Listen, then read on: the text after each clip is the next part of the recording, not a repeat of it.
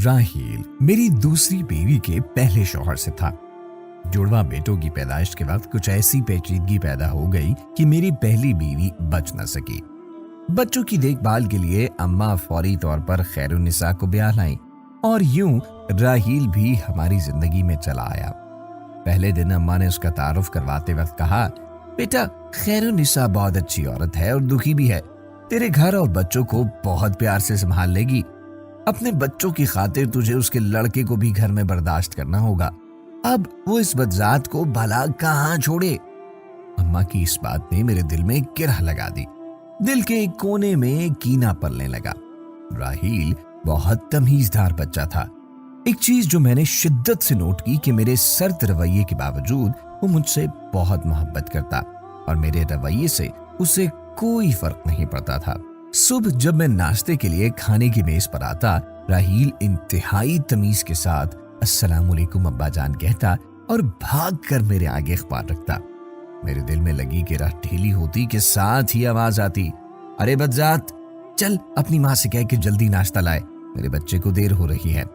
वालेकुम अस्सलाम के साथ राहील के सर पर प्यार देने के लिए उठता हाथ मेरी अपाहज सोच के साथ लड़ता और शिकस्त खाकर ढेर हो जाता। खैरुन्निसा ने मेरे घर और बच्चों को अच्छी तरह से संभाल लिया था। वो बहुत साबिर औरत थी, कभी शिकवा जबान पर न लाती। मुझे याद है एक दिन राहील उससे पूछ रहा था कि अम्मी जान, बदजात क्या होता है। मेरा पूरा जिस्म कान बन गया। मेरी समातें शिद्दत से खैरुन्निसा के जवाब की मुंतजिर थी। मुस्कुराकर कहने लगी, बेटा जब कोई बहुत प्यारा लगे और नजर लगने के डर से आप बताना ना चाहे ना, तो उसे बदजात कहते हैं। उस दिन मैंने देखा कि राहील बहाने बहाने से सारा दिन अम्मा के इर्द गिर्द फिरता रहा। कभी जायनमाज बिछा के दे रहा है, कभी जरा से खांसने पर पानी का गिलास उनके आगे रख रहा है। अम्मा की आवाज आई, अरे बदजात, क्यों मेरी जान खा रहा है ड्रामेबाज, जा दफा हो जा, जाकर कुछ पढ़ ले। क्या जाहिल रहकर मेरे बेटे के माल पर ऐश करता रहेगा। राहील ने अम्मा के गले में बाहें डाली, उनके गाल पर प्यार किया, अच्छा प्यारी दादी जान कहा और भाग गया। मैं वहीं अम्मा के तख्त के पास बैठा देख रहा था। अम्मा की आंखों में हल्की सी नूर की चमक नजर आई और फिर मासूम हो गई। कैसे बदकिस्मत थे हम माँ बेटा और कैसे खुशबख्त थे वो माँ बेटा। खैरुन्निसा ने बच्चे के दिल में नफरत की गिरह नहीं लगने दी थी और मेरी माँ मुझ ऊंचे लंबे मर्द पेशे के एतबार से वकील के दिल में किस आसानी के साथ गिरह लगाने में कामयाब हो गई थी। दोस्तों, मुझे जूते जमा करने का बहुत शौक था। अच्छे जूते मेरी कमजोरी थे। मेरे पास एक से बढ़कर एक जूता मौजूद था। राहील बहुत शौक से मेरे जूते पॉलिश किया करता। कई बार मैंने उसे बड़ी दिलजमाई से जूते चमकाते देखा था और सच बात तो यह है कि मेरा दिल खुश हो जाता जूते देखकर।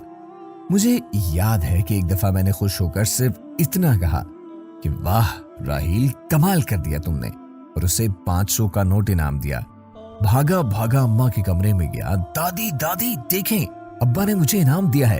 घर के मुलाजमीन से लेकर घर में आने वाले एक एक मेहमान को बताता कि अब्बा ने मुझे इनाम दिया है। अम्मा ने गुस्से में कहा कि बदजात, दफा हो जा।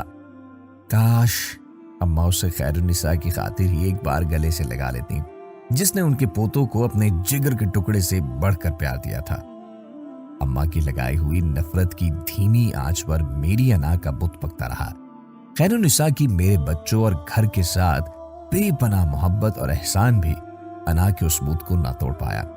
राहील की तमाम खूबियों के बावजूद मैंने कभी उसे सीने से नहीं लगाया था। हाँ, लेकिन मगर मैंने उस पर खर्च करने या उसकी जरूरियात पूरी करने में कभी कोई कोताही न की। खैरुन्निसा भी इतने ही में मुतमईन थी। वक्त गुजरता रहा, बच्चे बड़े हो गए। उम्र और अली मेरे जुड़वा बेटे आला तालीम के लिए मुल्क से बाहर चले गए। राहील ने मैट्रिक के बाद तालीम को खैराबाद कह दिया। मेरे बहुत चाहने के बावजूद वो पढ़ नहीं सका। सारे मोहल्ले का लाडला था। सुबह का घर से निकला, शाम को घर आता। अक्सर हाथ पर पट्टी बंधी होती, न जाने कहां से चोट लगवा कर आता था।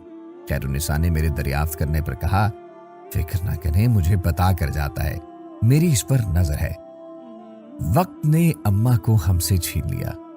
आखिरी वक्त में राहील ने अम्मा की बहुत खिदमत की। कई बार अपनी गोद में उठाकर अस्पताल ले जाने के लिए गाड़ी में बिठाया। उनका कमजोर वजूद बाहों में भरकर कई रातें राहील ने अस्पताल के बेड पर जाकर गुजार दी। जाने किस मिट्टी से बना था ये राहील। हालांकि अब तो उसको बदजात का मतलब भी समझ में आने लगा था। मरते वक्त अम्मा के हाथ राहील के आगे जुड़े हुए थे, जिन्हें चूम कर उसने अपने हाथों से अम्मा की आंखें बंद की। मेरे दोनों बेटे चाहने के बावजूद दादी की आखिरी रसूमात में शरीक न हो पाए। उस दिन अम्मा की लगाई गिरह बिल्कुल ढीली हो गई। बस एक बार राहील को गले से लगाने की देर थी कि खुल जाती, मगर अना को शिकस्त देना कहाँ मेरे बस में था। उमर और अली ने पढ़ाई मुकम्मल होने के बाद शादियां कर ली और उधर के ही होकर रह गए। साल में एक बार बस मिलने के लिए आ जाते। गड़ी पर सुइयों का रक्स जारी था। मुझे अपनी कारकर्दगी पर एक बहुत बड़ा अवार्ड मिलने वाला था। मुझे फालिज हो गया। चमकते बूट पहनने वाले पांव मफलूज हो गए। क्या उस्मान शाह नंगे और टेढ़े पांव के साथ व्हील चेयर पर अवार्ड वसूल करेगा? जिस अना के बुत को मैं ना तोड़ पाया, अल्लाह ने उसे तोड़ डाला था। नौकर होने के बावजूद राहील मेरे सारे काम अपने हाथ से करता। तकरीब वाले दिन उसने मुझे अपने हाथों से बेहतरीन लिबास पहनाकर तैयार किया, जैसे कोई बाप अपने बच्चे को स्कूल के पहले दिन के लिए तैयार करता हो। और फिर एक इंतहाई खूबसूरत काले चमड़े के बूट मेरे पांव में पहनाने लगा, जो कि स्पेशल मेरे पांव के लिए बने थे। मुझे जूतों की बहुत पहचान थी। जूते किसी बहुत महंगी कंपनी पर ऑर्डर देकर बनवाए गए थे। अवार्ड के लिए मेरी व्हील चेयर चलाने के लिए स्पेशल इंतजाम था, मगर राहील खुद मेरी व्हील चेयर चलाकर स्टेज पर लाया। अवार्ड मिलने के बाद मेरे गाल पर बोसा दिया और कहने लगा, मुझे आप पर फख्र है बाबा। मैं भी कहना चाहता था कि मुझे तुम पर फख्र है बेटा, मगर कभी ना कह सका। वो एक बार फिर जीत गया। मेरे कान में अम्मा की आवाज आई, बच्चात। आज शायद मेरी अना का इम्तिहान था। अवार्ड की तकरीब के बाद राहील मुझे जूतों की एक फैक्ट्री में ले गया। अंदर दाखिल होते ही मैंने देखा कि हर कोई राहील को सलाम साहब कह रहा है। और फिर राहील मुझे एक दफ्तर में ले गया, जहां एक बुजुर्ग बैठे थे। राहील को देखते ही उठकर आए, उसके सर पर हाथ फेर कर कहने लगे, मुबारक हो उस्मान शाह साहब। अल्लाह को कोई तो आपकी बात पसंद आई होगी जो उसने आपको राहील जैसा बेटा दिया। यह आपके बेटे की फैक्ट्री है। आपका बेटा दुनिया का सबसे मशहूर शू मेकर है। मुझे याद है एक दफा मेरी पसंद के बहुत महंगे जूते खराब हो गए थे। जूते इटली के थे और वापस कंपनी भेजने में बहुत वक्त लगता। राहील ने बड़े माहिर मोची को ढूंढकर उनसे मेरे जूते मुरम्मत करवाए। ये वही जूते थे जिन पर खुश होकर मैंने उसे 500 का नोट इनाम में दिया था। बाबा जी की महारत देखते हुए मेरे शौक की खातिर राहील ने उनसे जूते बनाने का फन सीखा, और अब राहील के बनाए जूते पूरी दुनिया में मशहूर थे। बाबा जी ने सारी कहानी सुनाई। उस वक्त राहील के पट्टी बंधे हाथ मेरी आंखों के सामने आते रहे। उसके हाथों में लगने वाली सुइयां मेरे सारे जिस्म में छेद कर गई।